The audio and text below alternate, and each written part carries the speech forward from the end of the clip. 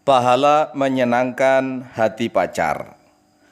Bermula dari pertanyaan seorang gadis remaja sekolah SMA di daerah Kalimantan Timur yang bertanya dalam pengajian kami secara langsung. Pertanyaannya begini. Assalamualaikum warahmatullahi wabarakatuh. Mohon maaf Pak Kiai, saya punya cowok yang sangat ganteng. Dia baik hati juga. Suatu ketika dia minta cium kepada saya, tetapi saya tidak mau karena malu. Terus cowok saya itu ngambek dan tidak mau ke rumah saya lagi. Kemudian saya berpikir bahwa menyakiti hati orang itu berdosa, sedangkan menyenangkan hati orang itu berpahala. Saya jadi bingung Pak Kiai. Apakah saya harus memberi ciuman pada pacar saya itu agar hatinya senang? Atau saya harus bagaimana Pak Kiai? Terima kasih. Waalaikumsalam warahmatullahi wabarakatuh. Perhatian kepada saudara-saudaraku kaum muslimin wal muslimat rahimakumullah. Pertanyaan seperti ini tidak boleh dicibir, tidak boleh dipandang sebelah mata. Karena yang bertanya masih punya hati nurani untuk merenung dan berpikir antara menyenangkan hati orang ataukah menyakiti hati orang. Pertanyaan seperti itu bagi kebanyakan orang Islam masih banyak yang tahu jawabannya. Akan tetapi belum banyak orang Islam yang tahu kaidah-kaidah hukum Islam tentang syarat-syarat diterimanya amal kebaikan.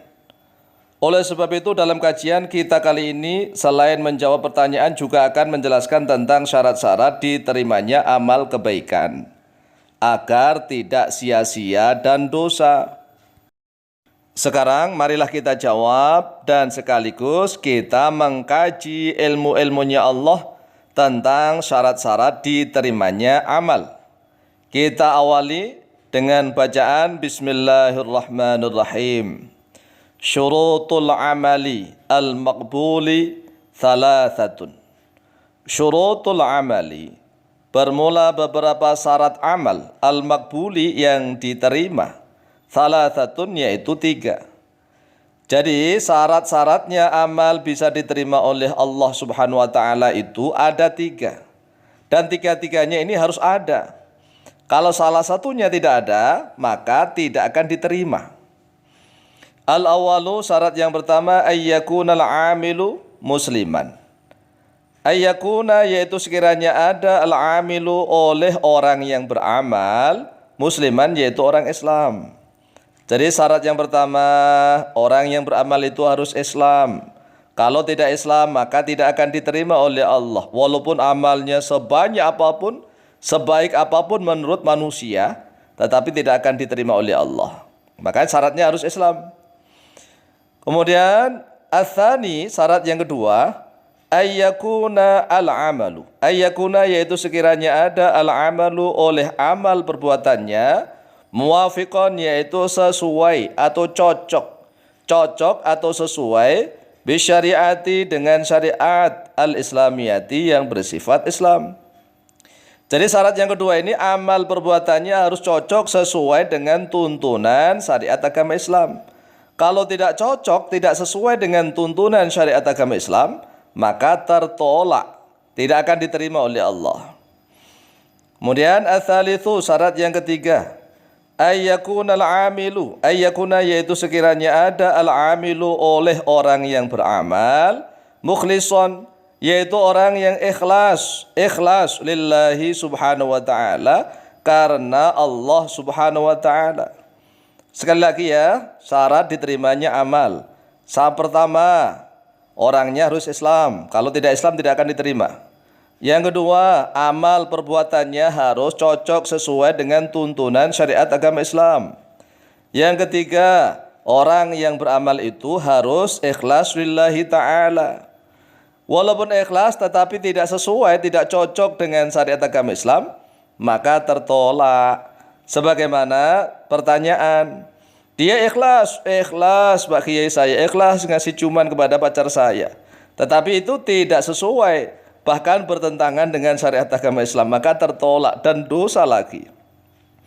Oleh sebab itu keikhlasan itu harus sesuai dengan syariat agama Islam. Misalnya orang pergi ke tempat lokalisasi rumah bordil, dia membawa uang banyak ini, dia niat sodakoh di situ. Sodakohnya kalau ikhlas lillahi ta'ala, tidak minta apa-apa, ya boleh. Tetapi kalau dia membawa uang kemudian menikmati tubuhnya wanita itu, kemudian sang laki-lakinya bilang, saya niat sodakoh ini kepadamu, tapi dinikmati dulu tubuhnya. Sang wanitanya juga bilang, saya juga niat sodakoh memberikan tubuh saya kepada anda. Saling menyenangkan kita, ini tidak boleh begitu. Ini ya dua-duanya terlaknat. Jadi ikhlas itu harus sesuai dengan syariat agama Islam. Kemudian yang sesuai dengan syariat agama Islam harus ikhlas lillahi ta'ala agar diterima oleh Allah Subhanahu wa taala. Sehingga dapat kita tarik kesimpulan, jawaban dari pertanyaan wajib ditolak dengan baik dan halus. Karena belum halal menjadi suami istri. Jika sudah halal menjadi suami istri, maka wajib diberikan ciuman dan bahkan lebih dari itu. Setiap kali suaminya meminta. Jika sudah sah menjadi istri tetapi tidak mau memberi ciuman, maka berdosa. Namun jika belum sah menjadi istri tetapi memberi ciuman, maka berdosa. Perhatikan prinsip yang harus dijadikan rumus oleh setiap perempuan muslimah adalah jika belum menjadi istri, maka harus jual mahal. Namun, jika sudah sah menjadi istri, maka harus diobral, khusus untuk suami tercinta. Saya ulang, rumus yang harus dijadikan prinsip yang harus dijadikan rumus. Jika belum menjadi istri, maka harus jual mahal. Namun jika sudah sah menjadi istri, maka harus diobral, tetapi khusus untuk suami tercinta, bukan diobral untuk sembarang lelaki.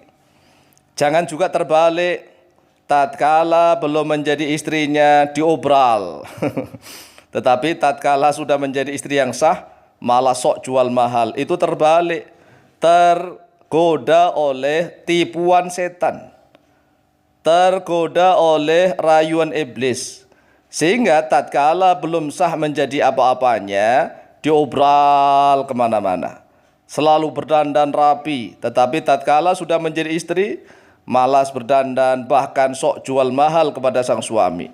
Itu namanya terbalik. Itulah jawaban kami, mudah-mudahan membawa manfaat dan barokah fid dini wa dunya wal akhirah. Wallahu taala a'lamu bishawab.